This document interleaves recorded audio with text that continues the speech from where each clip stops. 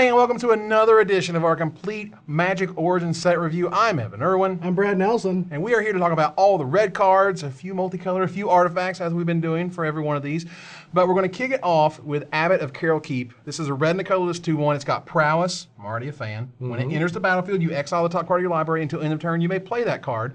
Now, that to me is pretty powerful stuff. Yes, it is. It's great on turn 2 if you need an aggressive curve.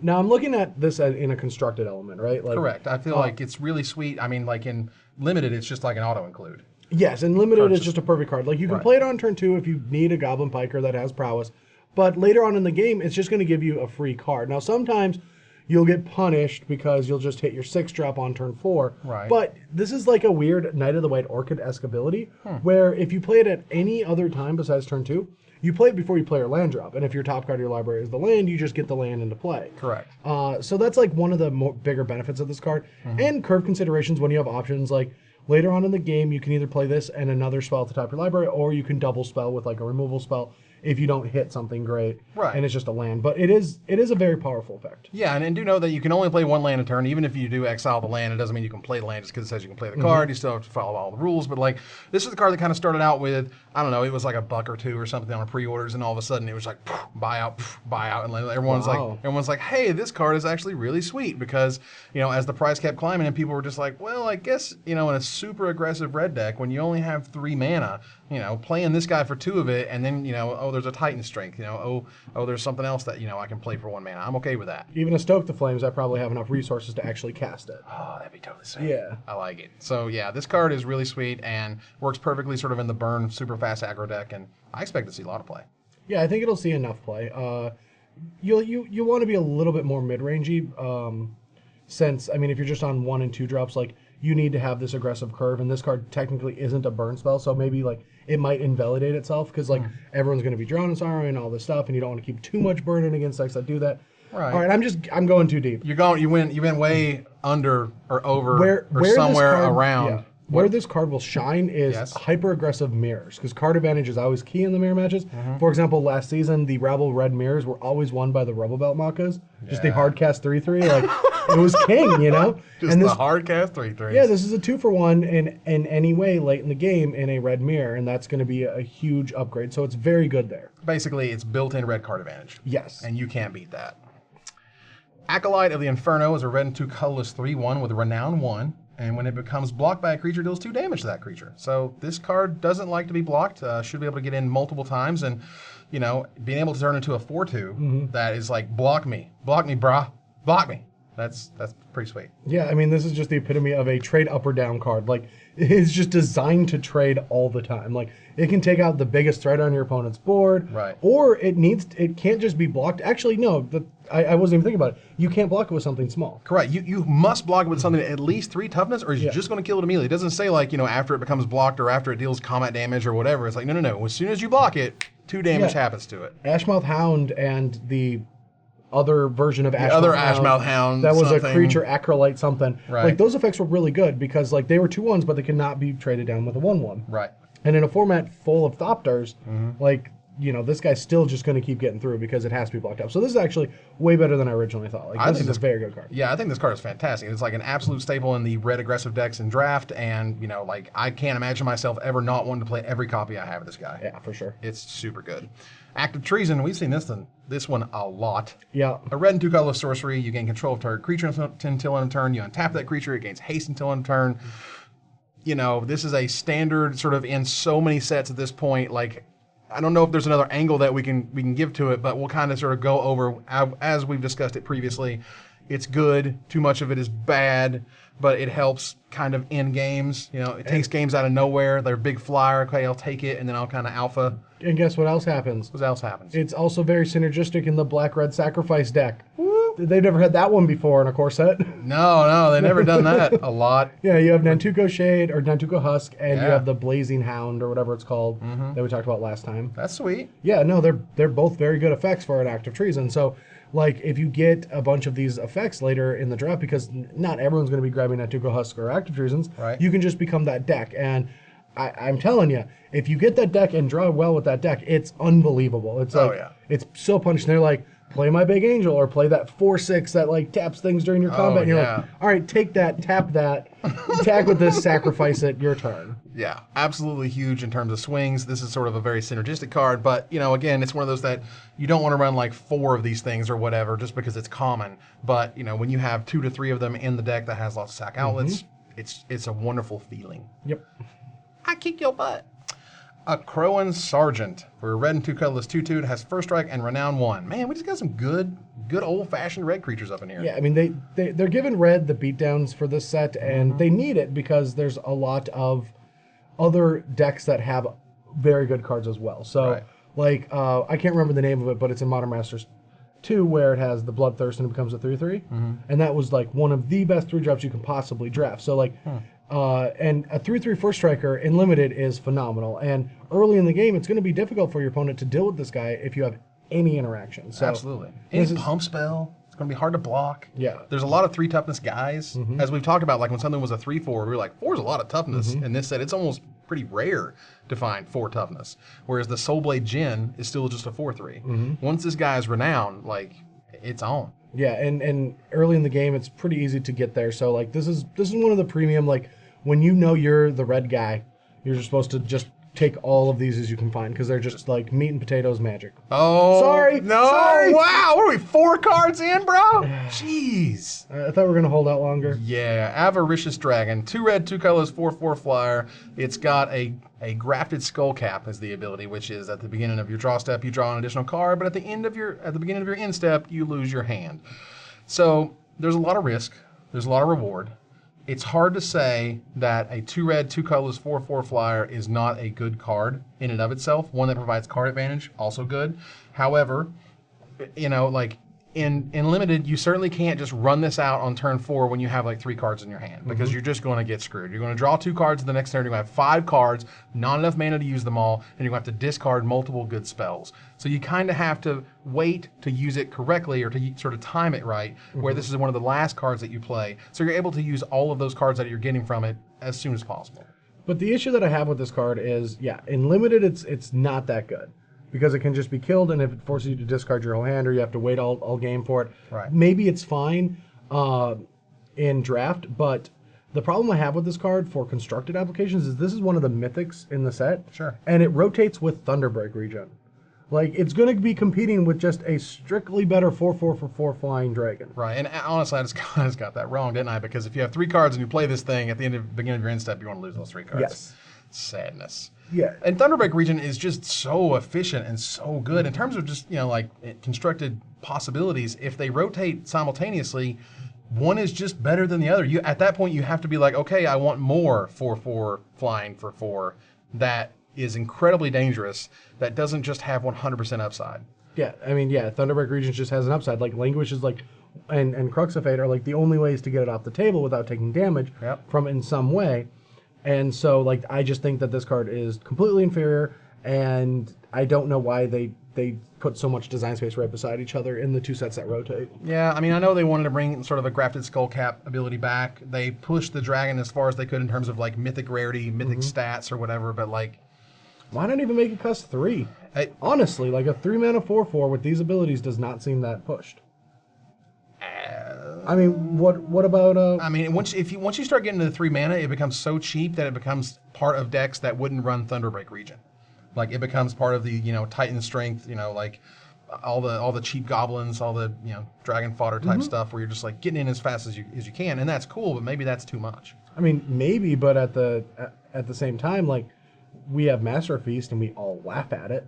Lols. Like, the whole duration, it was a 5/5 for 3 mana, and then we're talking a 4/4 for 3 that makes you discard your whole hand. Like, I actually don't. I think that this card could have been pushed even further and still been questionable. Sure.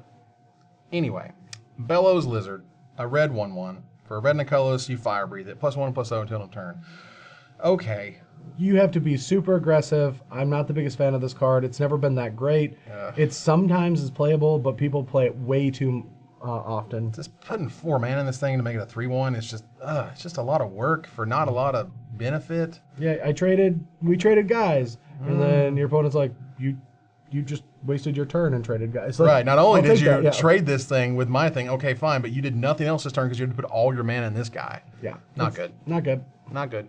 Boggart Brute, a red and 2 colorless 3/2 with menace. This guy, however, quality. Yeah, this is a great Magic card. It's going to be very good and limited, mostly because your opponent's going to have 2 2/2s to actually just not get 2 for 1, and then Right. any trick, you blow them out. Yep. So I think that this is just one of the most phenomenal ways to put menace on a just generic red card. We've seen other versions, like 2/2s for 3 that had Intimidate, and now we have a 3/2 for 3 that has Menace. Right. And I think this is the perfect place for it. Like, we're okay with 2/2s with Intimidate. Right. And now I think this is the perfect sets for this. So Right. And Wizards sort of admitted they were talking about menace, and they were saying, well, we're kind of trying it out. It's a new keyword, it's a new thing, and maybe it shouldn't go in all the places that it goes. But, this guy is just like good limited stuff. And when you pair it with green with almost any pump spell, it gets real nasty when they try to double block it and you just blow them right out. or Nightly Valor. Yeah, Nightly Valor. Nightly Valor's so good. Call of the Full Moon. Going back to Innistrad, ladies and gentlemen. Red and a colorless enchant creature. Enchanted creature gets +3/+2 and has trample. However, at the beginning of each upkeep, if a player casts 2 or more spells last turn, you sack it. So this is dangerous, but it is a huge boost for a red and a colorless. It is a huge boost, and I do like the flavor of going back to how werewolves flip source. For anyone that doesn't know Innistrad block, they made werewolf creatures that if no one played a spell, that's like going to sleep because everyone's sleeping, so it flips into a werewolf. And then if any player plays two or more spells, it'll flip back to the human side, which is saying like everyone's awake and making activity, so now it flips back up. Really cool flavor. Yeah. So that's where they went with this. But this card sucks. This card is terrible. You were talking about it, like the the boss Sly versions that want to do Titan Spring stuff. Well, they want to cast as many spells as possible every single turn. Oh, this is an No, I know, but like in any other place, you don't want an effect like this. So I'll just so just for the counter argument, I'm just going to note that like if you thought of this as a red and a colorless +3/+3, if it was just target creature gets +3/+2. Now, granted, there's other factors involved, which means the guy could die when you're trying to cast the enchantment, and then you get 2 for 1, and you feel bad. But let's just say that your opponent's tapped out or something. When you're in a world where you're guaranteed to get +3/+2, and you have something evasive, you have something with menace, you have a huge boost for just 2 mana. I think this is actually pretty good. Like, it also gives it trample. This is one of those, they can't just chump block the thing that you're boosting to a huge degree for just 2 mana. And then they have to work to absolutely make sure they cast 2 spells in order to get rid of it. Because if this thing sticks, it's real scary. It is risky. Personally, I don't like it. I would like to play against it. Are you saying there's a risk and then there's a reward? There's a reward, and I would love to play against the person that's playing Call of the Full Moon. So I don't actually think it's that good of a card because, yes, Magic's aggressive. Yes, you have to kill them in certain ways, but so many things can go wrong with a card like this. Sure. It gives your opponent options of killing it, playing 2 spells to get rid of it. Or just, blocking it to where it dies. But I don't know, man. I got a feeling that this is uncommon for a reason and not just common, and that it might be more powerful than you were giving it credit for. It might be. I like it. Chandra, Fire of Kaladesh. Here we go. 2 red and a colorless, 2/2 human. Whenever you cast a red spell, you untap her. You tap her to deal 1 damage to target player, not a creature, just the player. However, if she's dealt 3 damage or more this turn, you exile her and then return her to the battlefield transformed underneath her owner's control. So, a few things about this card. One is, if you attack into a Sylvan Caryatid, she's still dealing 2 damage. So if you play any red spell after that attack, she's untapping, you can tap to deal damage to that player, and then she's going to flip. So, high five there. If you're able to play multiple spells, obviously you're able to untap her multiple times, which allows you to flip her as well. So you have to play 2 red spells in order to get her to flip. Okay. But in contrast, with all of the other legendary creatures that can return to planeswalkers, I don't know. I mean, I actually think this is one of the better ones because the flip side on Chandra is really powerful. Let's take a look. All right. Chandra, Roaring Flame, a 4 loyalty planeswalker +1. She deals 2 damage to target player. -2, she deals 2 damage to target creature. -7, she deals 6 damage to each opponent. And each player dealt damage this way gets an emblem that says, yo, at the beginning of your upkeep, this emblem deals 3 damage to you. So, no doubt, when you have kind of the dream scenarios, like the nice scenarios where you're just like, well, I was able to play Lightning Storm or Lightning Strike into into another red 1-drop, and then I'm able to untap her, and she's doing this stuff, and she's dealing so much damage, and that's amazing. that's great. There's certainly Christmas land scenarios where this card is nutty, but like when it's not, and there's like anything that can block it that's going to kill her, and you don't have enough red spells to flip her, at that point it's just kind of a tougher to cast Grey Ogre. I mean, I completely agree with that, but at the same time, it is evasive damage because it's a ping effect. Sure. And casting 2 spells out of red deck is not difficult. No. And it's faster than Languish. Like, maybe not on the draw, but on the play, turning Chandra into Sparking Chandra is quick on the play to where Master Removal is not going to really get at her. So what I like about this card is it's not difficult to activate her, in my opinion. And once she's flipped, like, just doming them for 2, having an aggressive shell where your opponent has to now try to attack at the Chandra, also killing morphs, also killing mana guys. Like, this is a pretty decent effect in my opinion. Yeah. And I think that this card is going to be constructed playable, and might end up only being bad because the mono red decks cannibalize themselves, making Chandra worse. Sure. Since it's an expensive threat that's only 2/2. Right, which I understand, and you don't want to have multiples in your hand because she's legendary. She doesn't turn herself on, as it were. But other than like saying that when you cast another copy of Chandra, you can sacrifice that new copy so you can untap her. So you did play a red spell, which is okay. She does turn herself on. Well, I guess You can play like a Shock and a Chandra, and then Chandra's your third or your second spell, and the trigger to untap happens, and then you tap and then flip, and then Chandra comes into play. Nice. Yeah, so Okay. yeah, it's like not that bad. I think a 1-drop plus a second Chandra does let you have 2 Chandras in play. Well, that's cool. So you can have the Planeswalker version and the regular version, and As they soon do as things. turn 4. Yeah. Yeah. I don't know. I mean, when I first saw it, I was like, "Oh man, this is amazing," and then I was like, "Well, maybe it's not that good compared to all the other ones." And then I've just been going back and forth on this guy. Everything about this card screams competitive play. I don't want to play against it. I like, every time like a set comes out nowadays, I'm like, oh, I'm gonna kill so many people with this card, and I'm gonna die so horrific to this card. And you just go through the whole list. So like, this is the latter. Chandra's a card that I don't think I'm gonna play that often, but I'm gonna be afraid of it, and I'm gonna be thinking about it. And a A+ card. Like, I think if the backside of Chandra was any better, it would have been broken. And this is just perfect enough to completely always matter. No matter what, this card is going to matter. You have to be aggressive against it, but playing into a Chandra can mean that it gets more card advantage by ticking down to kill things. Right. So you can't play timid against it. So like, let's say an Abzan aggro deck can't tap out with a Rakshasa in play because it's free card advantage, Nice. certain things like that. So I think this card is phenomenal. Awesome. And of course, in Limited, these things are nutty. You always play them, you always first pick them, and enjoy. Chandra's Fury, with the best flavor text ever.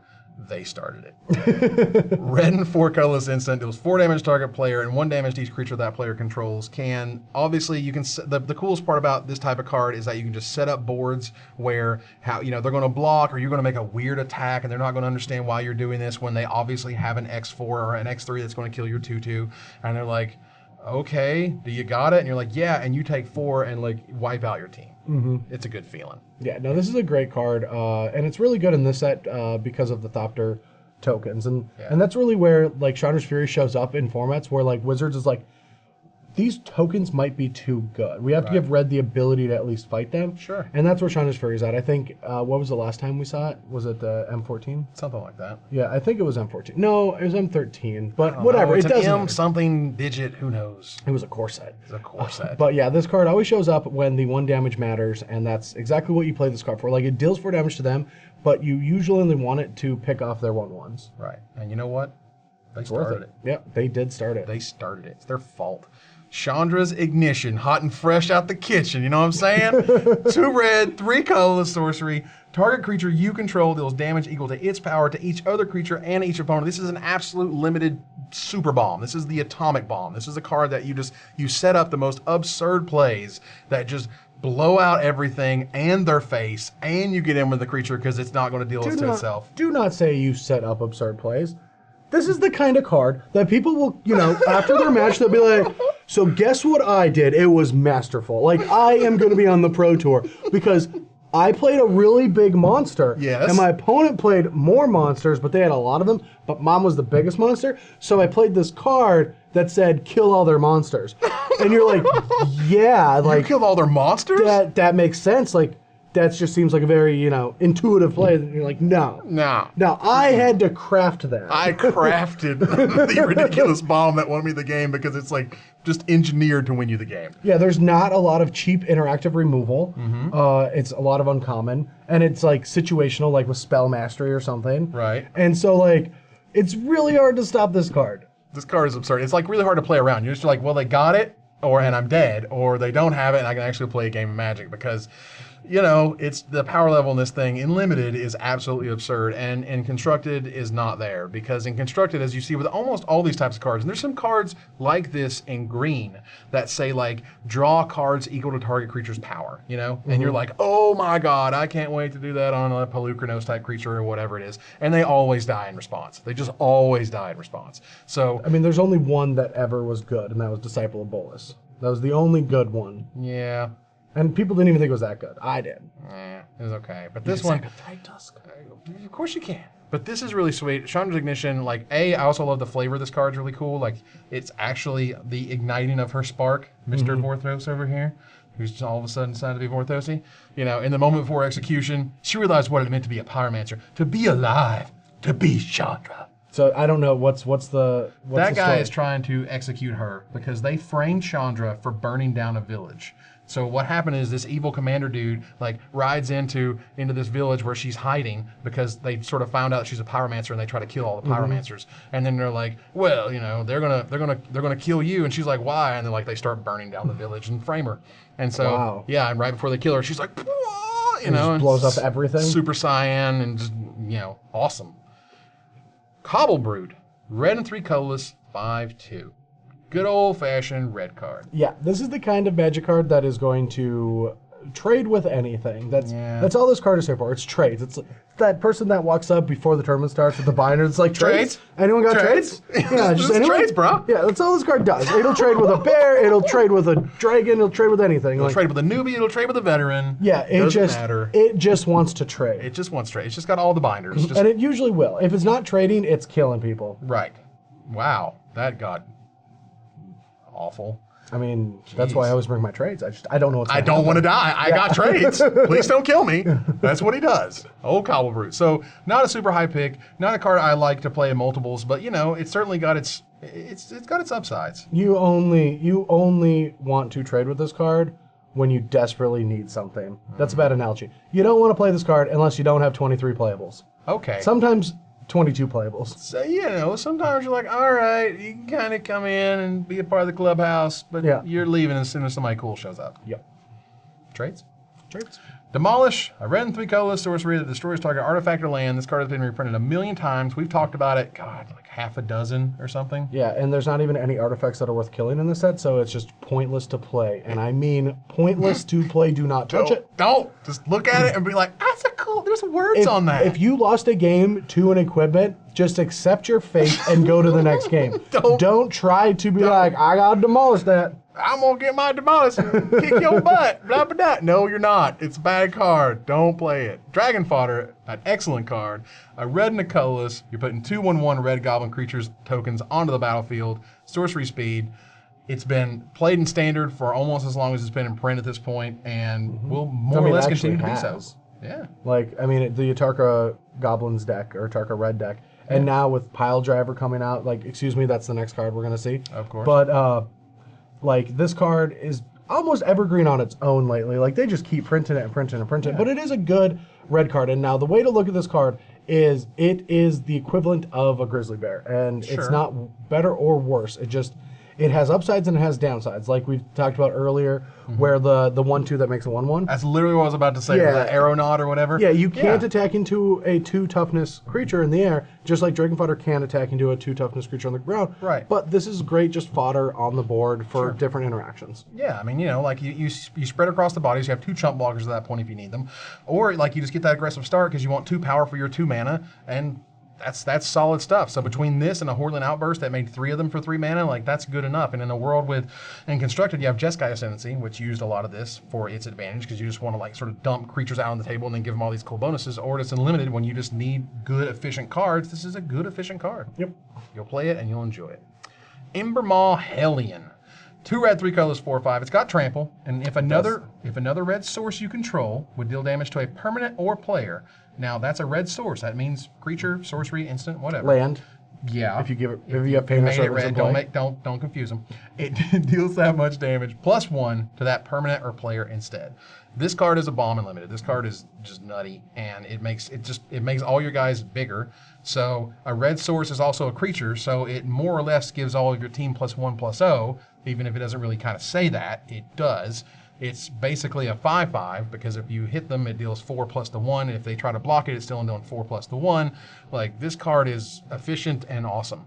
Yeah, I'm not sure, but I kind of feel like this card might actually see standard play. Really? Out of sideboards, because it doesn't get languished. It works really well with Chandra. It is an anthem effect to all your red creatures. Right. And the 5 toughness is really good in this format right now. It truly is. And so I'm not sure yet, but this screams potentially constructive play. But like fringe, like I'm saying, like it would not shock me to see it in a top 8, but I wouldn't be surprised if it never sees. So what you're saying is, if standard is a carpet, all the way at the edge, on the fringe, if you will, yes, is the Ember Hellions of the world. Yeah. Okay. It is not. It is a bulk rare, but I wouldn't be surprised to see a couple copies somewhere. Couple copies somewhere. Again, I mean, who knows? Maybe if Thundermaw leaves, like there might just be a deck, like or not. Yeah. Thundermaw Hellkite. Yeah. Is that no, not Thundermaw. You're talking about Stormbright Dragon. Yeah. Yep. Yeah. If one Stormbright rotates, this card might fill a gap for red decks because it is a very powerful effect. Yeah, I mean, it's always the sort of push and pull, right? It's like the red decks want to have the low curve, they hit early, they hit hard, but cards like this need so much mana to play. Like 5 mana in an aggressive deck is really difficult to get without some sort of mana producer like an Elvish Mystic or whatever that they're literally going away from. That you kind of have this, sort of two ends pulling at each other. Like this is awesome in a red aggressive deck, but it's too expensive to play in a red aggressive deck. And in the meantime, it's an amazing limited bomb. Yep. So enjoy it. Enthralling Victor. So see what they did was like Winona Nelson. She called me up. She was like, "Hey dog, I'm painting this thing and I need a body. I need a body model." And I was just like, "Oh man, I'm busy. I'm at the gym. I'm just like I'm crunching so hard." And she's like, "Could you just come by just for a second?" And I was like, "All right, fine. You know what? I took one for the team." Yeah, Evan was totally free because he found out that this set wasn't going to use the Fleshbag Marauder art from him back in Shards of Alara. So then. He's like, yeah, I'm free. Yeah, I'll come. Sure. And then he gets over there, and she's just like, nah, we're good. Oh, I see how it is. The direction was somewhere else. We're thinking of going in different creative worlds. You're just like, you grab the axe, you're like this, and they're like, no, you're the goblin over in the corner of the art. Like you're not the main character of Enthralling Victor. The actual guy walked in like, could you just do like that? And I was just like, do what? Okay. So yeah, this is one of those times where it's like magic is not in the world where you want to depict damsels in distress, but beefcake is fine, just straight beefcake. Enthralling Victor, just to get the card out, is a red and 3 colors 3/2. When it enters the battlefield, you gain control of target creature an opponent controls with power 2 or less until end of turn. Untap it, it gains haste until end of turn. So it's got a mini active treason stuck on it. It is so beautiful. It will take the smaller creatures under its control, and they will look up at it and go, yeah. So I want to be with that. Yeah, I need that in my life because it's gorgeous. And it's funny, like there was actually an article I read today about making this art, and they had an interview with Winona, and she was talking like how she took all of these like Chris Helmsworth and all these other like sort of beefcake guys and all these different shots of like firefighters who are all super ripped and like sort of combine them into like the ultimate Adonis. That's awesome. Oh no, I was like, that's totally when you sweet. see it, like the beard, the long hair. Oh, I mean, even like just look at the pose, that leading man, like I am in charge here. The very muscular but lean. Yes. Yeah. Right. So. Oh, I see it. Yeah, you do. I see it every day. Yeah. I do not see it every day. We did not talk about that card at all. Well, we did, but we didn't. Yeah. It's very good and limited. It's very, very good and limited. It's bad and constructed. It's a great curve topper for an aggressive curve where like they'll have a blocker in play and then you get to steal an attack for like 6 early in the game to set up something, and that's why it's good. Next card. Hey, I'll happily sign as many copies as you want me to. Also, this card potentially is going to be able to get all of your renown triggers like because you get the one blocker out of the way or the good blocker, Sure. and that'll help you trigger your renowns. But of course, it only has to be power 2 or less. So And there's a lot of 2/3s, and there's not a lot of 3/3s for 3. So if you're on the play, you're almost always going to be stealing their one blocker, and you're getting in with your creatures. nice. Exquisite Firecraft is a very pushed burn spell. 2 red and a colorless sorcery. It deals 4 damage to target creature or player. Spell Mastery. If there's 2 or more instant or sorcery cards in your graveyard, it can't be countered by spells or abilities. That is really powerful. Yeah, I only have one complaint about this card. What? Is that I really wish it couldn't be prevented either. Yeah, me too. Because, like, yes, counters exist, but right now, Dramoka's Command is, like, the leading cause of burn, of extinguishers. Let's go with extinguishers. Nice. Yeah. Extinguish. Ooh, I saw what you did there. Yeah, like, Okay. and All right. and so, like, a lot of these burn spells are just getting trumped by Dramoka's Command, and Dramoka's Command is a very good Magic card that is going to continue to see play, no matter what. Like, I don't care what deck it is. Like, that card alone will always keep a Den Protector, Deathmist Raptor strategy with white. Yeah, I mean, with the fact that it's basically a green-white removal spell. So the fact that it's a green-white removal spell, like, is a very rare thing in Magic, period, and it's super, like, aggressively costed to the point where they couldn't make it any cheaper for a green and white cost unless they wanted to hybridize it, and then it would have been completely absurd. So Exquisite Firecraft, yes, I wish it could have been prevented, but maybe that just kind of put it over the line. Like, the card's already super good. Like, I would not be surprised to see this in Modern, no problem. Because there's a burn deck in Modern, they want spells that can't be countered because counters are really what screw them up, and this can't be. Yeah, but like at 3 mana, I think it's the life gain that also screws them up. So like the I forgot the one that it's 3 mana, Flames of the Firebrand. Yes. Is that it? Where it deals? No, that's not it. Flames of the Blood Hand. Flames of the Blood Hand. Yeah, where it's deal 4 damage. They can't gain life. Can't gain life. Yeah. And like that effect is even a little too slow for that strategy. So it might see some play. But for standard implications, like limited played every time, it's awesome. Limited, it's absolutely amazing. You never it's don't, first you ever don't pickable play because this. like it's 3 mana to kill anything with 4 toughness. That's almost every creature. Correct. But in standard, I've been trying to play around with like red decks and that, and just feels a little too slow. Like this is in constructed, it's sorcery, and it's more expensive than Stoke the Flames. And I know that sounds absurd, but it 100% is more expensive than Stoke the Flames. Yeah, absolutely. And then, in a world with Stoke the Flames, it's hard to say that this card is going to see any play. But maybe after that leaves and we say, okay, fine, you know, like this is what you have available, and the art is totally amazing. I love the art. It's absolutely fantastic. So, but yeah, that has nothing to do with its playability. Regardless, I wouldn't be surprised to see top tournament play, but I could also see this being one of those that, like, it looks good enough, but it never gets there. Fiery Conclusion. A red and a colorless instant. As an additional cost, you have to sack 5. You have to sack a creature, sorry. You have to sack 5 creatures. What? As an additional cost, you have to sacrifice a creature, and it deals 5 damage to target creature. So this is one of those you're trading 2 for 1 in some ways. In best case scenarios, you're sort of playing a dragon fodder and then playing a goblin token, sacking a goblin token with Fiery Conclusion to kill something. But this is still good quality removal that gets rid of almost any creature in the set. Yeah, this is a play all the time, and you have synergies along with it. Like this goes in your black-red sack outlet active treason deck. I was going to say active treason, then use Fiery Conclusion. That's good. That's good, clean lit. It's very good against other decks with removals. So they like play their guys, then their removals, and you play your creatures, and then they play their removal on your creature, and you sacrifice that creature and kill their best creature. So it is a 2 for 2, but it's a huge tempo boost in your play because you have other options with your Fiery Conclusion in other ways. So the fact that this is an instant is a big deal. it's a very good card too. Like you get rid of your worst creature for their best creatures. It's like a Bone Splinters, but it's an instant and it's a red card, which red right now really likes it. And that's a good reason to play cards like Dragon Fodder or Active Treason. Like it's a very synergistic card that helps decks have a lot of become cohesive. Yeah, actually have sort of these sort of Mondo combos and or just be able to deal with things that type of deck wouldn't normally be able to deal with. So good removal, pick it, play it, enjoy it, and then the black-red sacrifice, you know, I take your stuff and then I get rid of it for you, you know, as a courtesy. Yep. Good times.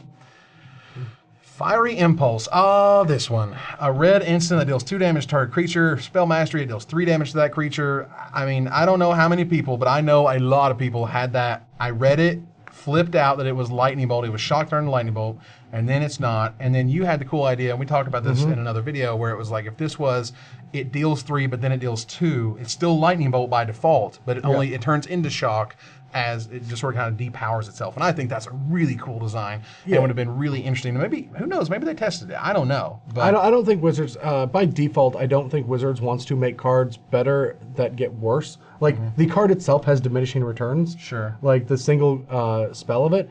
But, like, that's a cool... It's the logic of, like, resource management when you design games. Like, you don't want your cards to get worse, you want them to get better. Sure. But from my spiky side of nature with Magic, Sure. I love the idea of, like, a card being really good early in the game, but, like, as the game goes on, it gets worse. So it's a worse top deck. It's worse if I let it rot in my hand. It gives me complexities of, like, I want to cast this, but it's better to wait. But if I cast this other spell, now it gets worse in my hand. And it lets us play with Lightning Bolt, a fixed Lightning Bolt. Sure. I mean, what you could, right, and they sometimes call that sort of tension, where it's just like, well, I could do this now, but it's going to get worse, so I better do this, or so it won't get worse, or whatever. So, yeah, and that's, you know, as the spikes of the world, and we like that complexity, and we like that sort of, you know, kind of push-pull of when do we use it, why do we use it, oh man, this is bad now because I needed to do X. That's really interesting. But ultimately, to kind of bring it back around, no constructed play, but in limited, it's a fine removal spell. I mean, it might see sideboard play. Like, we're losing so many of our shocks. Like, Yeah. I mean, well, Wild Slash is going to stay around for a while, and that's like the default. We're losing Magma Spray, but like those two kind of like, if you really want to kill the Ash Cloud Phoenixes, you would play Magma Spray on your board. Right. But like once Wild Slash is gone, this might be the default if they don't reprint another shock. Yeah, maybe. Shocks are very powerful in aggressive mirrors or fighting off aggressive decks. So Yeah. I mean, I could see it. Okay, fine. Whatever. whatever. Fire Fiend Elemental, red in 3 colors, 3/2 with haste in round 1. Woo, this card's good. I think it is. like It feels like a Black Cleave Goblin from the Infect set. Like it reads way better than it ever plays. You're like, all I got to do is make sure that their board's clear. But guess what? It's Limiteds, always- I'll keep playing creatures and they come into play. Sure. You know, untap. So this card I think is bad. It does have some like potential play because it's like it's like the lightning rod in combat. I mean, it's one thing if this was just a haste creature. If this was just 4 mana for a 3/2 haste, we'd be like, well, it's just not good enough because they're going to have a 2-power dude and blah, blah, blah, blah, blah.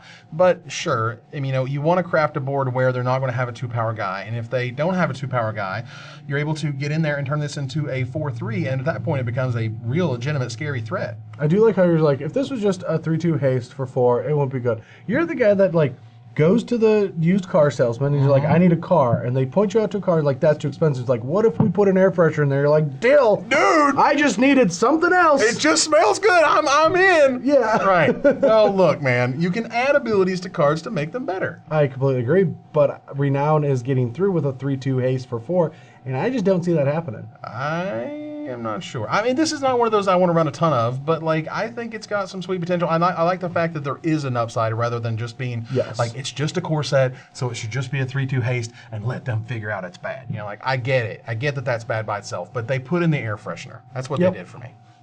Okay, that's what they did. Flame Shadow Conjuring, man, they have tried this effect so many times. A red and 3 colorless enchantment. Whenever a non-token creature enters the battlefield under your control, you may pay a red. If you do, you get a token of it. That is a copy of that creature. That token gains haste, and you exile it at the beginning of the next end step. Now, in Limited, this thing is ridiculous, like a complete super bomb, because at that point, every creature that you have there from the rest of the game has kicker of red, make a copy of it.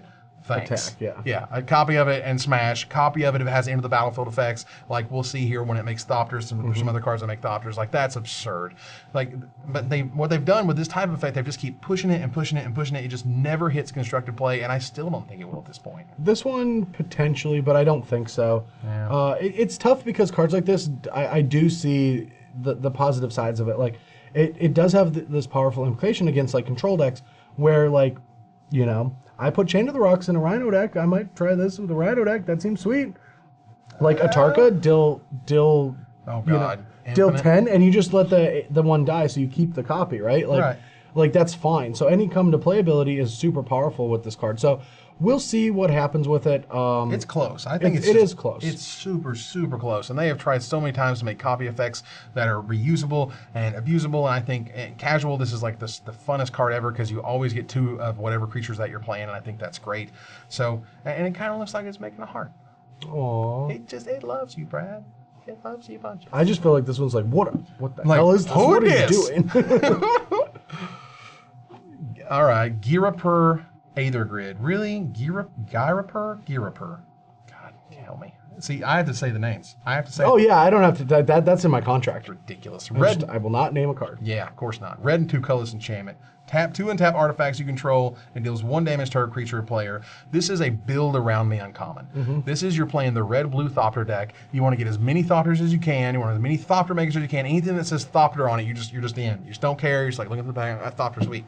And then, all right, Thopter sweet. Because this is the card that when you have a bunch out, like there's no mana activation necessary here. It's per 2 artifacts, and this includes equipment and whatnot, and other just straight old artifacts. And the vial that cantrips. Yeah, this is the sweet vial thing we looked at. But like, the fact that you can play it, activate it immediately, play it, activate it, and start messing with their board, like that's really sweet. This is a card that needs synergy. It needs other pieces, but when those pieces come together, this thing is really awesome. Yeah, get it late, or start trying to draft something early if you're already kind of mid-themed, or if you first pick the 2/2 that makes 2 Thopters, the blue uncommon. Oh, the card's ridiculous. But yeah, I would not grab this right away. Like, let it table. Like, if this was second pick after me taking that blue uncommon, I would let it come back. And if it comes back, that's the clear for you to be that deck. And also when it comes back, that means it really loves you. It does. Because you let it go. And it came back. When you get that Whirler Rogue, that's the name of that card, it's completely absurd. I remember it because it's completely absurd. But yeah, this is a card that you don't need to pick early because either you're in it or you're out of it. And you're not going to care if you're out of it. Like, the green decks don't care, the white decks don't care about this card. It's not powerful enough sort of on its own to hate. But when you have 1 to 2 copies of this in your draft deck, high five. And once it's on, it starts snowballing. Like, your 4th artifact now is a shock anywhere you want. Like, yeah. You can just, like, continually control the board to just get more value out of it. Yeah, it's really sweet. Now, in a sealed environment, how many Thopter makers do I need to have and or artifacts for this to be something I can even play? I mean, I think half your deck has to have something to do with artifacts to play cards like this because, or at least 10, like, you really have to be dedicated. If you're not dedicated, like, this is dead on its own, and you need 2 other resources to start just dealing 1 a turn. Right. So I don't know if it's actually going to be that good. But this is a really cool draft card. Yeah. This is a card that's built for a draft, so you can draft around it, and I love that. I love the uncommon draft around me cards. Those are cool. Giraper Gear Crafter. Okay. Red and 2 colorless 2/1. This is actually a really sweet card because when it enters the battlefield, you put a 1/1 colorless Thopter artifact creature token with flying onto the battlefield. I mean, it's just straight stand stab outcast. No one put a +1/+1 counter on that No card. one ever did. Why did they even bother? But so you could have like the Falconeer to give it flying or something. That's why it was there. Exactly. But yeah, no one ever had a 3/2. They always had a 2/1 and a 1/1 flyer, and that card was busted and limited. It was like first pickable. It was so good. It was so good because it's 2 bodies, but the 2 power on a 3-drop trades very often with a lot of things. So then you're just left with a 1/1 flyer, and in Magic, that's like saying we traded our bishops, or like in chess, it's like we traded our bishops, but I got a free pawn. Like that's really, it's just advantage. So this card is just unbelievably good, very high pick. Like, don't Always underrate it. Yeah. Play everyone you get. I mean, I don't care. This is one of those like, I got like the 5 Gear Crafter deck. Yes. Yeah, awesome. You want to cast this every turn, and it's going to end up winning you the game. It's so good. Card is fantastic. Now, it's not going to hit constructed because it's just not good enough for the mana cost in that realm. But in limited, this guy is an all-star. Goblin Glory Chaser. They were so close. So close. Did you see my tweet?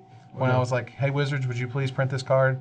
1 red for a 1/1 haste with Renown 1. Oh. Please. With hugs and kisses and stuff. Because I want Goblin Guide back, but I don't want Goblin Guide back. And this isn't quite that, obviously, because you need to wait a turn to be able to attack with it. But if you get it on turn 1, it's obviously good. I'm expecting this to see constructed play because I think they pushed it really far, and once it has menace, it's kind of tough to deal with. And if you can get in before, before they have enough blockers or they have enough power to kill it, then that's where you have this 1-drop, this 1 mana dealing 5 damage before it actually got dealt with. It might need to have a world where Elvish Mystic doesn't exist in order for it to be played, but once that world does exist, I think this is actually an option. Yeah, I mean, also, like these decks, like these Goblin decks, the menace is okay on this, but to be honest, this card is probably going to see play because of Goblin Pile Driver. And I forgot, I said that we were just about to get the Goblin Pile Driver. There's a lot of cards that are Goblins. There's a lot of Goblin cards. Like, it's next. No, it's not. We're not close. But this card isn't really dealt with in combat. Like, it's the Drown in Sorrows, the Anger of the Gods, Sure. the Twin Bolts. Like, those are the kind of cards and effects that we're gonna have to see people playing for this to be a good card. Sure. You know, like if those cards aren't being played, then this is just going to be a fantastic Goblin. Right. I mean, I don't know how good the Goblin deck is going to be as a result of Pile Driver existing, and I hope it's good because I like Goblins anyway. But, you know, I crave my Goblin Guide. Man, there was nothing like the triple Goblin Guide draw. It was just the best. It was so good. I mean, it was awful. It was miserable. It still wasn't even that good. Won me games. Well, no, but I mean, like the Goblin Pile Driver decks, like, we got what's the card? Goblin Guide and Lightning Bolt in Standard, and it still wasn't even that good. It was good. It was fine. It was fine. That's Yeah. what it was. It wasn't good, but it was fine, and that was good enough for me. Yeah, Goblin because Pile for Driver. some reason he didn't play Jace the Mind Sculptor and Stoneforge while they were legal. I did play one event with Callblade and realized that I'm not a good enough Magic player to pilot it properly. It was The first step is admitting it. shut up. Well, look, man, I was there, and it was one of those, like, it was one of those things where you realize, like, 5 turns later, if I had played it this way instead of that way 5 turns ago, I would have totally been, running everything in this game, and then I wasn't, and I lost. And Yeah, the Cobblade Mirror pre-Stoneforge, or pre-Batterskull was just chess. Oh, yeah. The best player won every time. Mm-hmm. Like, and who likes that more than Spikes? I loved it. Exactly. Goblin Pile Driver, a reprint, a red and a colorless 1/2 with a protection from blue. Yes, that's weird. Whenever it attacks, it gets +2/+0 until end of turn for each other attacking goblin. So this is a card that sort of can by itself return goblins to constructed tier something status. Tier 2, tier 1, we'll see. But there's no doubt they printed this for constructed play, particularly modern, because it wasn't in modern because they cut off right after Onslaught. And it could be good in standard because there's enough sweet goblin cards. It was pretty messed up how they spoiled this card. They spoiled this card right around the time that they spoiled the Elvish Messenger. And we were all just like, Goblin Ringleader. What? Yeah, we all thought Goblin Ringleader was coming back. We did. Like, I was blown away that it actually didn't. Yeah. But that could become a little oppressive. And they're kind of sick of banning cards that they just printed. So, so Pile Driver, the one thing about this card is it's very powerful. It doesn't need a lot to be good. There is even like a Goblin that we're going to get to that is a 2/1 that lets creatures with power 2 or less have unblockable, which is just insane with like Corlin Outburst and Dragon Fodder. But I do think that this might be a good card, either main deck or sideboard in the red decks, but it gives it something. Like, you don't have to be just straight tribal, right? Like, Sure. Like, just against certain decks, like, this card kills so fast. Yeah, there's so many good goblin token makers, and just goblins in general that, you don't have to be the goblin deck in order to get the value out of this card. And the protection from blue is just like, now it looks really random. There was some metagame reason back in Onslaught that they really wanted this to have protection from blue. They were just sick of Psychotog and opposition and whatever else. Like, they were just so sick of these cards. Like, they wanted like a different deck to be able to like dominate them, and it dominated. Well, it didn't. No, it and then did. they printed Skull Clamp, and then it did. No, it dominated before Skull Clamp. Now, granted, Skull It Clamp was the sent it Patriot into spinning version, right? Yeah, it went into the stratosphere with Skull Clamp, but it was still like, oh my god, goblins is ridiculous. Yeah, there was a card called Patriarch's Bidding. It was 3 colors, black sorcery, and each player named a creature type and brought all creatures back from their graveyard of that type. And the Goblin deck in Onslaught had all these sacrifice to make mana, and all these like War Chief gave them all haste, and it was like, I mean, the deck was gross. Like, when I tell people about Magic back then, I was like, in that era, there was a deck that was better than everything. Yep. And then the second deck could not beat the first deck, but beat everything else. And that was Affinity and Goblins. Yep. And if you let 5 Affinity players and 5 Goblin players show up to any standard event right now and play, like, I would, I would. here we go. What? How do I say I would bet without saying I would bet monetarily? Well, you've already said the words now, brah. Okay. Well, I would. Go on, Pete Rose. Go on. I would bet that the top 8 would be at least 7 of those 10 players. Sure. Like, it would just dominate a tournament. It just dominated. It was ridiculous. Yeah. And this card has an incredible legacy. I'm fantastically happy that it's back. I want to see this guy on the camera, smashing face, winning matches, doing well. I hope so. Infectious Bloodlust is a red and a colorless enchantment aura. It's enchant creature, which gets +2/+1, has haste and attacks each turn if able. However, when enchanted creature dies, you may search your library for a card named Infectious Bloodlust, reveal it, and put it in your hand. So that's pretty awesome. I think this card is actually good. This card seems This is like really a good. fixed Rancor. Yeah. Like, Rancor is a busted Magic card that that effect they didn't realize how annoying and... They didn't really realize the Northern back in the day, but we actually did have it with the Infect for a while, remember? Yeah. Yeah, like it was in for 3 months, we had it in Infect. Yeah, I mean, it's still like a major player sometimes in the Infect decks, but it doesn't give the combo kill in Modern. Sure. But, I mean, it's in the Boggles decks, or Right. So it's, Goggles decks, whatever they're called. right now, I've seen some chatter about this going into the sort of the boss Sly type decks, where you just get the advantage. It's like, all right, you killed my 1-mana dork or whatever that had this on it, but it's fine because I get to go back and get another one of these. So you really kind of only 1-for-1 me instead of 2-for-1 me. Yeah. Which is what this card enables you to do. And +2/+1 is pretty powerful on these Akron Crusaders and even Frenzied Goblins on turn 4. When you're flooding out, you can just play a Frenzied Goblin, equip it, it gets haste, attack, you stop something from blocking. It can go on any creature in the later turns when you're flooding out, and that's what this kind of gives you protection from. And I think it's going to deal a lot of extra damage. Like you're going to make sure like your creatures, you might have to spend a lot of mana and maybe lose a tempo advantage against like an Abzan deck. But I do think that this card is very powerful and will see constructed play. Wow, that's sweet. I mean, I hope it does. When I read it, I was like, man, it's good red card advantage, just like the Abbot of Carib Keep or whatever it was we saw first. And and as a result, any red card advantage is something that you go, well, it's probably constructed playable. Also, the red-white heroic deck is pretty bad, but if it gets new cards, it might get good. Like that's the problem with that deck. Isn't that the description of any deck ever? I mean, This deck's pretty bad. Yes. But when they print Magic cards, but that it's been work on the with it- cusp of being better than blue-white, in my opinion. Sure. And maybe like the Naya version actually just breaks through because of this card, because it works so well with a Hero by Rose, because you can just play that, put this on it right away, still have 1 mana to protect, attack for 4 immediately. So like, when people, times. when a heroic deck doesn't have a creature in play, you're like, oh, I'm safe. Sure. I will not take damage next turn if I kill this during my turn. Right, because they have to wait a whole turn because none of their stuff has haste. Yeah, and this gives it. Yep. Nice. So that's the benefit, I think. Lightning Javelin is a red and 3 color sorcery, deals 3 damage to target creature or player, and you scry 1. That's a pretty expensive lightning bolt right there. Lightning Slow Bolt. Lightning slow bolt on the slow bolt.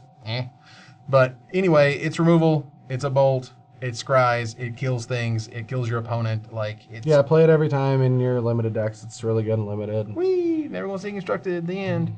Mage Ring Bully. Now this was the card I was telling you about in the blue set review. Red and a colorless for a 2/2. It has prowess. It attacks each turn if able. With the flavor text, I was going to run this out. Don't be rude, Bellerin. We just want to enjoy the view with you. Remember they were up on the roof? Oh, they yeah. tried to push him off the roof. That's the dude. That's a jerk. Yeah, he's super jerky. Oh, so he attacks each turn table because He's a bully. He's Yeah. literally a bully. They called him that. That's awesome. And does he for end what it's up worth, falling off instead of Jace? No, they just he just scares the crap out of them, and then they're all like, "Oh my god, Jace is a super telepath," Isn't Now- that the story of everything all the time? Is like the bullies in any like TV show or movie. Oh yeah, he should have been. Like he should have fallen once off. the hero like finally breaks through all of it, they just run away scared. Yeah, of course, because they're all like cowards ultimately. Yeah. Yeah, and yeah, so this card ultimate just by itself is a 2/2 prowess that has to attack each turn if able. I think is still fine. Like it's good in the red deck, it's good in the aggressive decks, obviously, and it's hard to block as all creatures with prowess generally are. And they have a 3/3, but you attack with the Mage Ring Bull, and you do it confidently. You don't wait. Yeah. Like you draw your card and you just turn that guy sideways, and you go, "You gonna block me? Is that what you want to do?" Or you level them and think forever and then attack with it and actually have it. Sometimes you want them to block. Yeah, because a Or you lot of can times, most of the times when people read other Magic players is when like you have this type of card out, they have a 3/3, it has to attack, and you just tank because you're like, man, you're just trying to deal with it mentally, like losing this guy. You know that you can't stop it, and so sometimes you just kind of go and just turn it sideways, and then they block it, and you play 2 spells and wreck their world. To be fair, also some of the best limited players in the world, and I'm super jealous of how good they actually are because I need to get better at limited. I could like do way better Pro Tours if I just didn't always go 3/3, And but like from Madison, Sam Black, and all of those guys, and they're all starting to do really well at Pro Tours because they're all going 5/1 or 6/0 unlimited in the Pro Tours. They always block. They always block. Like They always let them have it. You can ask them a situation like, would you block here? Like, yes. Would you block here? It would have to be like. Now we're not talking. They attack with a 5/5 into your 4/4. Right. Like we're talking like in a situation where you have a 2/2 or a 3/3 against this guy, they will always block because you will have to have something. And guess what? If you have something, you have to use it. And if you don't have something, they trade. And if you have something and I let that damage go through, then I'd have to do the same thing next turn, and the same thing next turn, and the same thing next turn. And then all of a sudden, I'm like down a bunch of life. Like, have you ever like not blocked a Typhoid Rat for like 6 turns and then blocked a Typhoid Rat with the same creature that could have blocked it six turns lives ago. Yeah. You know, yeah, like, Sure. and now you're down 6 lives. So like, Make them have it. yeah, make them have it or just block constantly. Like it's a really good. It's in your favor. Yeah, it is always going to be in your favor. It feels bad, but it's always good. It's one of the more counterintuitive things about Magic. Absolutely. So, but you know, it's something you kind of learn over time, as you mentioned. You know, like once they kind of put it in that shell of just like, well, if they had it, they still have to use it, and they have to sort of, you know, they don't have that resource anymore. And if you would have done it 5 turns ago, why didn't you just do it then? So, Things don't always just get better. no. And Magmatic Insight, oh, here we go. A red sorcery, 1 red for a sorcery that says an additional cost. You discard a land, and you draw 2 cards. The card is sweet and limited. Is it getting there in constructed at all? At all? At all? Give me an at all, Brad. Give me a scenario in which this sees play. I have to control my rage issues Rage? because this card is terrible in constructed and limited. It's only good with Life from the Loam or some way to actually where you want to put cards in the graveyard, like delving, like a mechanic like that. Because here's the issue with a card like this: you have to have this and a land to turn into 2 new cards. How many times can that go wrong? You don't have enough lands, so now there's a dead card in your hand. Right. You end up having to discard a land and hope to draw another land and a new spell to just. You could have been in that same back where you situation. were to start Yeah, with. except if this card was something else. So this is the kind of card that, let's say a draft goes really bad, and you have like a couple bombs you really want to draw and you want to get to them. Sure, I'll take the argument. That's fine. I mean, yeah. I mean, you obviously. Well, I mean, you know, I'm one of those guys, you know, that lives in Magical Christmas Land, and so when I see this card, I immediately think of the one scenario in which it's great, which is you're flooded out. You're flooded out. You got Magmatic Insight, and thanks to the fact that you have like 3 lands in this Magmatic Insight, you can actually sort of filter these cards because you're not really up card advantage or whatever. You're just trading 2 cards for 2 new cards, but they have to be very specific cards. So in a world where you're flooded out, it's perfect. In any other scenario, right? Well, in any other scenario, you kind of hate it. Like it's not even that good at that point because you're kind of fighting against yourself. Put a Crawworm in. That's better in that same scenario than this card. It's not like I'm not going to play a Crawworm. Well, yeah, but like this is just a waste of space. It looks cool because it says draw 2 cards on it. Yeah. Like where Tormenting Voice actually gave you options, right? It wasn't a restriction on lands. Like you could discard extra lands when you had extra lands. You could discard extra spells when you didn't have lands. It helped, Fuel Delve, and that was relevant. Oh, God. Don't go there. It was relevant. It triggered Prowess and Fuel Delve, and that was extremely relevant in that format. It was bad anyway. It was relevant in that format. But it was still bad. It was still bad and didn't see much play, and this is strictly worse. But this card could potentially be in a modern Seismic Assault, Life from the Loam, because it does such a good job at generating advantages in the middle. It's like the Cycle land that the format needs, but it doesn't have. That's cool. Yeah. Like in where it kind of slots in, it's good. Everywhere else, it's awful. Yeah, it is a synergistic Magic card. It doesn't create them for you. Okay, well in that case, don't play it limited. Just don't. Quit it. Molten Vortex. This is an interesting card. So this is a red enchantment, 1 red for the enchantment that says red, discard a land card, : it deals 2 damage to our creature player. Seismic Assault is a 3 red enchantment that does this exact ability, but you don't have to pay the red. It just says discard a land, it deals 2 damage, the end. So less upfront, but more constant cost. Right. Now, the argument I've seen for some, particularly in Modern, is that this kind of sneaks in under counter magic. This gets in before the remands of the world. And when you're able to, just kind of have this sitting out there the entire game, it's like, well, once my engine gets going, I'm able to Life from the Loam, throw lands at you, Life from the Loam, throw lands at you, and I don't care if I have to pay a red to do so. Yeah, and it can come down early enough to kill Dark Confidants and Delvers before they just go play their threat and then out the counter. So that's really great about this card.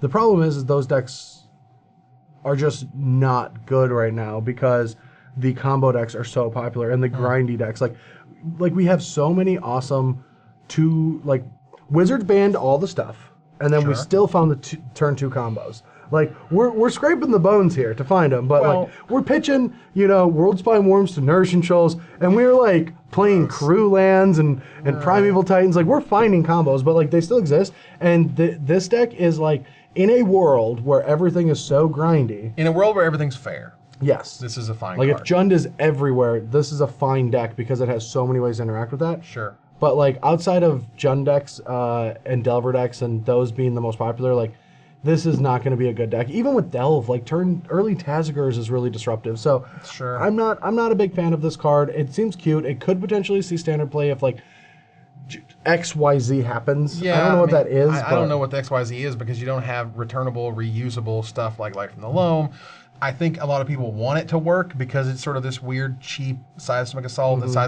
And seismic assault itself is kind of tough because it's triple red. Like it's hard to get triple red, but it's easy to get 1 red and easy to pay 1 red in order to activate it. But you know, like, I've never been a fan of it ever since I saw it. I was just like, okay, like you know, you keep trying that seismic assault because I've tried seismic assault and it's not very good. Nope. I mean, in Eternal formats like Modern and Legacy, people generally find the most powerful combination of cards because I have X and then I have Y, I just win the game, and this is not one of those cards. Yep. Whereas Seismic Assault did actually have that with Swans of Bryn Argyle, because Swans of Bryn Argyle is this weird 4-mana 4/3 flyer that prevents all damage that would be dealt to it, and instead the controller of that damage draws that many cards. So you would throw a land at it, draw 2, throw a land at it, draw 2, and eventually you would draw so many cards that you would played have 44 lands. Yeah, you'd play so many ridiculous number of lands that you would have all lands in your hand, and then you would finally kill your opponent. So that was kind of the combination that you were using.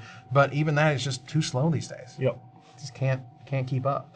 Pia and Kira Nalar. 2 red, 2 colorless, 2/2. When it enters the battlefield, you put 2/1/1 Thopter artifact creature tokens with flying on the battlefield. A red and 2 colorless sack an artifact. It deals 2 damage to our creature player's card. It's awesome. This card is very good. Card's and great. Even though Thunderbreak Region exists, I do think that this might see a little bit of standard play. It's the closest just thing because to it's three different creatures. It's Siege Gang. It's a little Siege Gang. It is a little Siege Gang, and it might be slightly better than Siege Gang. Outside the context that Siege Gang was a goblin in a set full of goblins with synergies. Sure. But just in a vacuum, I think this card might be slightly better because it's cheaper. It does cost more to make the sacrifices, but 4 and 5 are completely different. Right. And just being able to get these 2/2 Thopters into play immediately is really good for a 4-drop. So like a 4/4 for 4 is good enough in limited or in constructed, but with how much spot removal is like the normal thing for standard, like this just can't get spot removed. Like there's 3 different bodies. So like that's why I think this card might see some constructed play. But outside that, it's unbelievably bomb and limited. It's much better than that uncommon. I mean, it's much better, but like it's still like that's why I was amazed that Whirler Rogue wasn't rare. I was like, holy cow! Like its ability doesn't require any mana, yet still remains relevant, and this one does require mana and is still awesome. And I was like, I can't. I mean, the thing that kind of goes against it is that it's an intro pack rare, and Wizards rarely, if ever, puts good constructed cards in intro pack rares, but. I don't know, man. This could be that time where they just thought it wasn't very good and ends up great because 3 bodies, just like Whirler Rogue, 3 bodies over 4 power, 4 toughness for just 4 mana with a really awesome ability. Also works with Alicia, and now I know that Alicia's not that good. But could be. But could be with like really good cards around it. Cards like this. Cards like Whirler Rogue. You know, like, I love it. Card is great. Always play it. Pick it early. Pick it first. Always. Pricklebore. Ooh, Pricklebore. A red and 4 colorless 3/3 that as long as it's your turn, it's a 5/3 first striker. This card is great. This card is kind of gross. Yeah. Like really good. This card is like, how in the hell do you deal with this thing? It's like, you know, it's a 5/3 first strike. 6 toughness before you even have a conversation. Yeah, I mean, you just that's why on their turn you can kill it during its sleep because it's like not really attacking or anything. So like the 3/3 body on defense isn't that great, but it's still it can be functional. Yeah. But once it's on combat, like once it's attacking as a 5/3, that's really powerful. Yeah, that's super good. Now, you know, again, it's not a great blocker, but like, you know, I've seen 5-mana 3/3s with weird abilities before, but 5-mana 3/3s that turn, or I'm sorry, 5-mana 3/3s that turn into 5/3 first strikers. That's serious business. This is a good card. Like you don't play all the copies you get because it's a 5-drop, and you need to interact with the opponent some. But like this is at the top of your curve to keep getting damage in if they're low on life. So I would probably play like 2 or 3 in sealed and like probably max 2 in draft. But I haven't really played the format. But it's a card in sealed. Play every copy you open because I bet it's not going to be more than 3. This card seems completely absurd, and that you'll enjoy it. Ravaging Blaze, 2 red and X instant. It deals X damage to our creature. If there's an instant or if we have spell mastery, it deals that same amount of damage to that creature's controller. This is the artwork for GP London. Yeah. Yeah, and it's a that's gorgeous what it was, piece. yeah. An amazing piece by Alexia Bricklot, who is just one of the best illustrators at Magic, who just completely killed it. And otherwise, it's a sweet uncommon. You have to put a lot of mana into it, but a removal spell is a removal spell. And if you have spell mastery, like be able to kind of turn it into the Searing Blaze effect, is great. No, I mean this card is going to probably end the most games in limited on its own. Like spell mastery doesn't seem that difficult to get, especially once you get to 7 or 8 lands. And at that point, like you get to let's say 7 lands, you kill a 5/5 and deal them 5. Like that's like game ending. I don't care what anyone says. Like, this card is really gross. You should play And it's an instant. copies you have. Yeah, it's really good. So they tap out at any time, you can just use it. If they tap out the end of your turn, so they can't kill their own creature, because that's the one way that they can deal with it. Right. Like, it's not good against the Black-Red Sacrifice deck because of Natuko Husks. Sure. But yeah, the second side of this card is phenomenal and something that is going to win a lot of limited games. So play it in all your sealeds, and it's probably good enough to play multiples in drafts. Yeah, absolutely. I mean, I don't think it's going to hit constructed because Red X has to do like absurd things in order to be playable. But that's okay. Like, as a limited all-star, it's a limited all-star. And now all you're making me think about is how sweet it's going to be to go to GP London. Oh yeah, GP London's going to be totally sweet.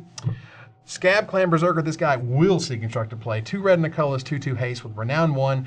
Whenever an opponent casts a non-creature spell, if it's renowned, it deals 2 damage to that player. I love this card. Yeah, this is the kind of card that, like, for a while now until rotation, like, red aggressive decks against, like, control decks that everyone's like, control is going to be so good now, right? And it's going to destroy all these red decks.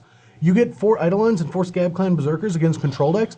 Like, that is just every turn you play something that shocks them to kill. And, like, they languish you or drown sorry. You're like, all right, take 2. I get a counter on this. They're like, all right, kill that. All right, that's 4 damage from this one card. Like, it doesn't take that long. You know, you have this in play, you play an Eidolon. They're like, in response, kill that so I don't take, like, Infinite 7 damage, now. right. And so, like, that 2-card combo is going to be great against control. Like, I don't know what the red decks are going to look like, but they do look disgusting right now, and this is one of the reasons. This is absolutely one of the reasons. Whenever they play some silly card like, oh, you played a counter spell, take 2. Oh, you played dig through time, take 2. Like, it's, you know, you played any sort of cantripy thing, it's fine, take 2. I don't care, because this guy just keeps getting in that incidental damage over and over and over again. That doesn't sound too powerful, but over time it absolutely is. Well, I mean, I don't think it's actually going to deal it too many times. Like, if it deals it twice, the game is over.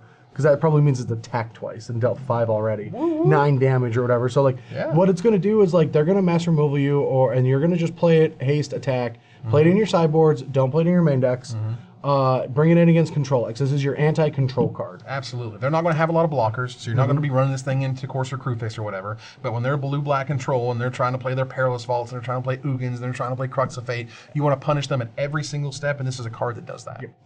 Awesome. Seismic Elemental is a 2 red, 3 colorless 4/4. When it enters the battlefield, creatures without flying can't block this turn. This is a card that ends games in limited. Was this reprinted? I don't think so, but that art is so, it's like I'm getting deja vu. Or maybe, like, we've just done too many red cards now. I've seen too many red cards that are smashing the ground. Let's put it that way. I don't know if it's a reprint or a different piece of artwork, but I know that I have seen so many creatures that are in red and smashing ground, I can't even tell them apart anymore. Yeah.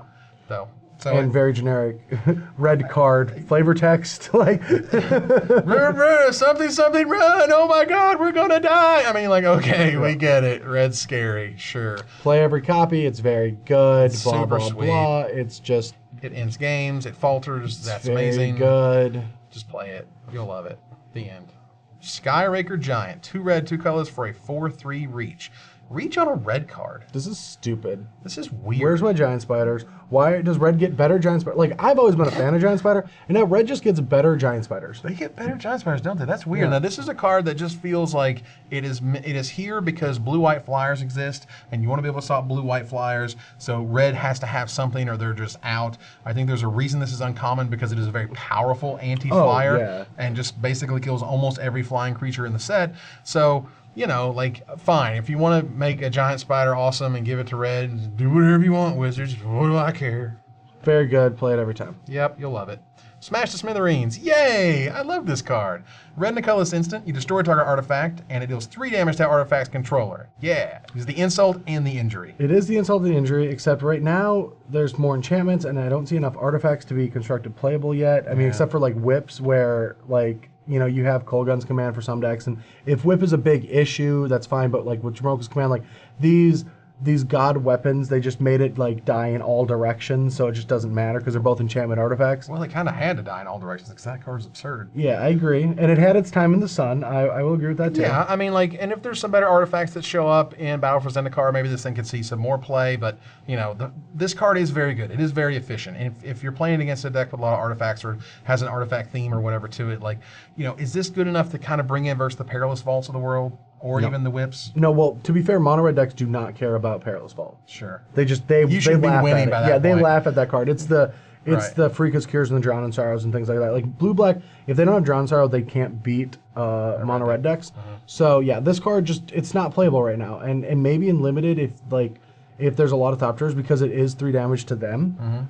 And that's pretty relevant. But for the most part, I just don't see this. This is going to be overplayed. Anywhere it is, like it's just not that good of a card right now. It's cool though. Like this card was always in my cube. I loved it. It was great. It always did what you wanted to do. It was sweet. Subterranean Scout is a red and a colorless 2/1 goblin. When it enters the battlefield, target creature with power 2 or less can't be blocked this turn. So if you live the dream and have the Dragon Fodder and the Goblin Pile Driver and play this guy to give Goblin Pile Driver unblockability, yay! Or the Rabble. The rabble. Yeah. Rabble. I think this is actually good enough for constructed. Oh, easily. Oh wow. Getting free damage in with like goblins is good, and like I do think that this card is definitely constructed playable because like you know when your opponent has like creatures but you have to be dealing that damage, right? That you have to attack all your guys and you lose one and you deal like 3. Sure. Now you can just play this and deal 2. And then your board gets bigger, they take some more damage, and you can still just all out assault them the next turn. Okay. And still get that damage in. So I do think that this is constructive playable. It's going to be good with the Goblin Pile Drivers. Like I've been working on Green Red Devotion a lot, and that's probably what I'm going to end up playing in Chicago. And I don't really care if I tell anyone because it's just no one listens. Like no one ever listens. Don't. Really I've been saying like Green Red Devotion is insane. It's been winning. It won like the TCG thing, and Chris Fennell called me on Friday during the invitation. He was like, I guess I'm playing this TCG 50K tournament like in Vegas because I'm here. Right. Like I haven't played Standard since like the Pro Tour. What should I play? And I'm like, well, we're all playing Green Red Devotion. Can you send me a list? I'm like, it's the same 75 that I played in the Super Standard League this week that everyone knows about. I 3-0'd crushed the thing, right? He's like, all right, cool. I'll just play that 75 then. Nice. And he just wins this whole tournament. Hasn't played in like a month. Like we put 2 in top 8, a bunch of others. Next GP's won by the deck. And then at the Baltimore Open, it was just Chris Anderson's the only person that I've seen with like I guess there was 3 Devotion decks in top 8, but no one else played the deck. It just rose. Crushed. And this is the card I'm scared most of because like a Pile Driver doesn't look that scary with Pelucranos and Whisperwood and you know maybe even a Nylea's Disciple. But if they have 8 goblins in play and they just play this and they're like take 17 damage, you're just dead. You're just like dead. Yeah. Oops. So sweet. The fact that this is a goblin is actually also important. Yeah. So how good is this type of effect in limited? I mean, it's a Goblin Piker that has an upside. It can get your renowned creatures to trigger, which is really good. Sure. Or not renowned. Is it renowned? It's renowned. It's renowned. Okay. Yep. So it can get your renowned creatures to trigger. It Like can that get first strike guy, for example. any of them. Yeah. Like both first strikers, the white one, the red one. Nice. Like even some of the blue ones. Like it can help with that. It can help deal small amounts of damage and get a 2/1 into play late game. Like whenever they make a card that is the relatively like they could make Goblin Piker and we'd still play her. This could just be Goblin Piker. Because sometimes you just need a 2 power for 2 mana, a red bear, if you will. Yeah. So sure. But what they've been doing a lot, especially with the colors that need it, are making the cards that are good early and good late. Have some ability in the late game. Sure. And so they're kind of split. So when you draw it late, it still has something. Like the board's clogged, but you're like, all right, I guess I'll hit you with 2 with my card that has done nothing for like 3 turns now. Yeah. Right. So I think this card is very good and limited. Great. Play them and enjoy them. Thopter Engineer, a red and 2 colorless 1/3 that makes a 1/1 flying Thopter when it comes into play. And artifact creatures you control have haste. So the Thopter just shoots it right away. Just hits them immediately, which means this card is awesome. It can block any 2 power thing. It's a 1/3 guy. It makes an evasive guy. Like, it's sweet. This is another one of those. It goes into the Thopter deck no problem, and I want to play lots of this guy. Yep. This guy is sweet. It's not going to hit constructed. Let's not even go there. Yeah. Titan Strength, however, did hit constructed. Will continue to hit constructed because it's the red giant growth. Yeah. It's not brute force, but it is pretty good. I agree. And if that red-white heroic deck for the next 3 months does see any play, it would have this for this. But yeah, I mean, it's a good card. We've seen it do good things. It's great and limited because the 1 toughness usually helps. The scry helps. Like there's just a lot of cheap trades. Like red mana. Like we've been used to the +1/+0 and first strike card, like Kindled Fury, I think it's called. Sure. And now we have Titan Strength, which is just slightly better than that card for that red instant. And like when you're tapped down to 1 mana, and they just like deal 3 to your 3 toughness creature, and you just get to play Titan Strength, or it's good on offense, like they don't put it into the math, and all of a sudden they're dead because of the +3. Yeah. Like this will happen a lot. So play copies of this card. This card is very good. It does trigger prowess. It does trigger prowess. Which is good.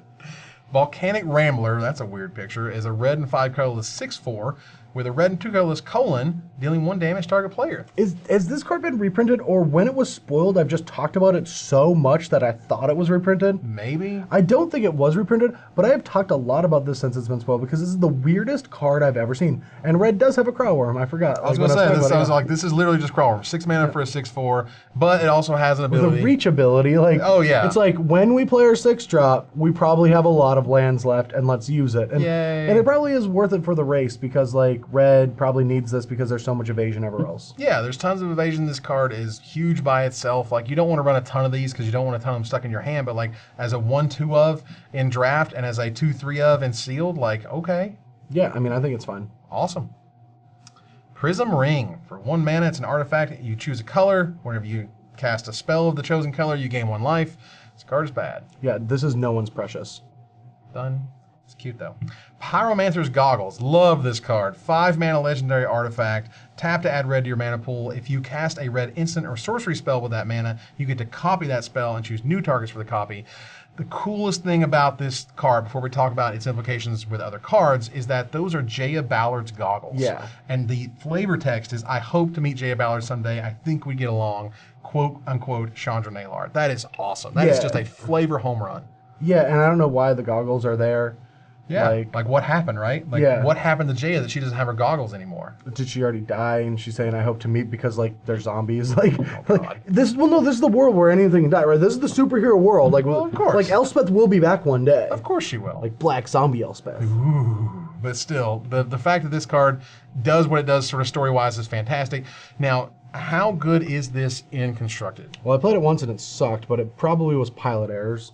Not gonna lie, like I probably built it wrong. It did not build my plane right. It couldn't fly. Aww. You know, like it was just not. So that doesn't mean planes are bad. It just means you're bad at building planes. Yes. Okay. And so like the problem I had with the deck the first time I played it was I played too many spells and I thought I could lean on this card, and I played Tormenting Voice because, well, when you get to I think it's good because you get to 6 mana. You play this, you discard 1, draw 4. Right. And so that's card advantage. But the thing is I think you need another color and you need roadblocks. Like you can't just use removal spells throughout the entire game to win the game. Right.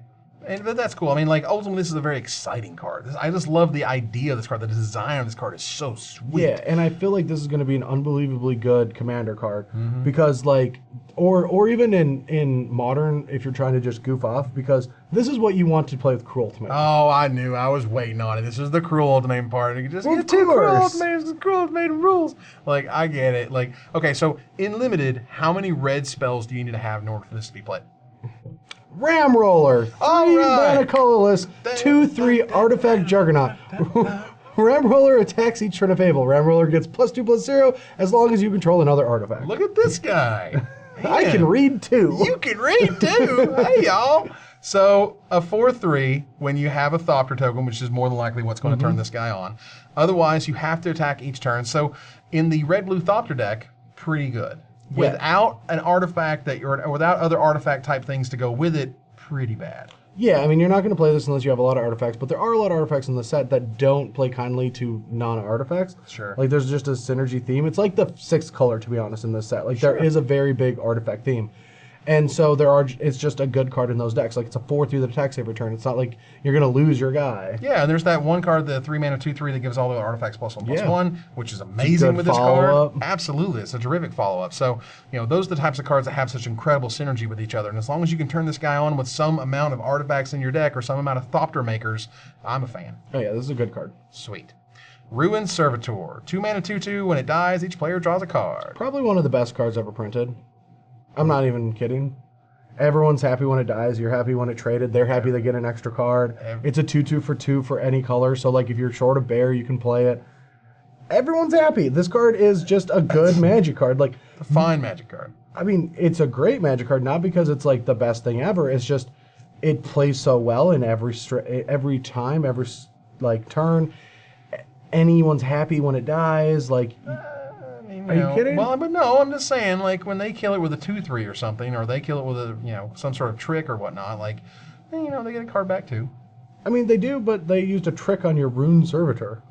You trick on your 2/2. And you need artifacts to make all these other artifacts good. Sure. And this is a great turn 2 drop, and then you play your the one that bumps them all, and then now you attack for 3. So like that's huge. Like a 3/3 on turn 2 is not something that's in this limited format. No, it's absolutely amazing. So Yeah. sure, it has a lot of more synergy, and I remember this being a card that was not good for me, but maybe just Well, it was wasn't forced to good do because there things or wasn't a attack lot of with synergies then. Sure. There's Like- a lot of synergy in this Yeah. set. There's a ton of synergy in this set. So Yeah. yeah, as long as you can get some value out of it, you don't just essentially give them another card, but it does replace itself essentially, and that's nice. Sigil of Valor, 2 mana, uncommon artifact that is equipment. Equipped creature attacks alone. It gets +1/+1 for each other creature you control. You equip it for just 1 mana. So pretty much what this card says, which is kind of unique, and I actually like it, is it, and I think this is a very good equipment. Because what it says is whenever, Like whenever you play a equipped creature, creature attacks, all the other ones have Exalted. yes, it And- gives all your other creatures exalted, basically. Yeah, that's pretty much what it says. Like equip all of the creatures you control, besides this one, have Exalted, and that's how it reads. So what happens is there's a lot of battles where when Exalted was in the format that you kind of just kept attacking with 1 because you could block, and you would send like a weaker creature that can't really trade properly with their board, Right. and you can't really attack with everything. So I do think that this equipment is very powerful.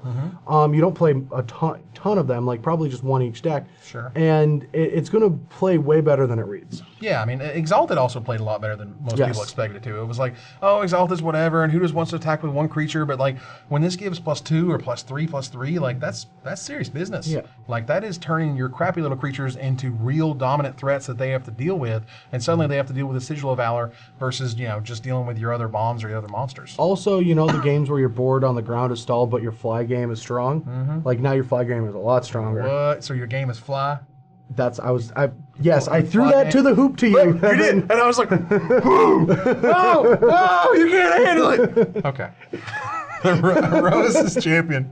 I needed to get moving. Aroa's champion, red, white, colorless, human soldier that is a 2/2 and has double strike. Okay. I mean, the card is very good. This card is very good. Don't know what to say. Could see standard. Maybe. Like after rotation, it really could. It's real close. It's Yeah. right there. But in limited, this card is awesome. If you're in red and white, as we've seen with all these gold cards, like they kind of tell you the archetype. Yep. It is, if you're playing red white, you're aggressive, right? You Right. want Titan Strength this? Yeah. Yes. Yeah. Yes, you do. Card is really awesome. Zendikar Incarnate. If you're red and green 2 colorless for a *4 equal to the number of lands you control. There's a ton of ways to get lands, search lands, put lands into play when you're green, as we'll get to shortly. And as a result, this guy just gets better and better. I mean, it's a 4/4 for 4. Like he could just be that, and it would see play. And we would like, be happy with that. Yeah. So, okay, like that alone is awesome. And the more lands you have, and the more lands you're able to search up with all these spells that do so, this card just gets like. I wish it had trample though. Yeah, because you're a greedy spike. No, because like the green-red deck is always the clunky Dirtle deck that needs stuff like that. This is also the deck, by the way. The green-red is the one that wants to use Chandra's whatever deal 4, deal 1 to all their creatures. Sure. This is the deck that loves that card because all the other people are like banking on chump blocks, and so you just get the 4 damage and to kill their chump blockers and force them to block in certain ways that they didn't want to. Sure. And that like changes the race dramatically. Yeah, I mean, this is going to get chump blocked a lot by Thopters. And you're going to want to be able to hit them and then kill all their stupid Thopters and then get in for a whole bunch of damage. And searching up all those lands and rewarding you for that, making this a 7/4 or an 8/4, like it gets really scary in the late game. And that is all of the red cards with some artifacts and multicolor splashed in for Magic Origins. I'm having a good time. I'm enjoying it so far. We're coming around the bend, dude. We're Right at almost to the end. finish line. We can Yeah. see it. We can actually see it. So, I don't. What are you looking at? Did you take your medication? medication. We're just in a room. What? Nuh-uh. We're not in Kansas. Anyway, guys, thank you very much for watching. I hope you had a good time as much as we did. For Evan Irwin, Brad Nelson, we're tapping the cards. so you don't have to.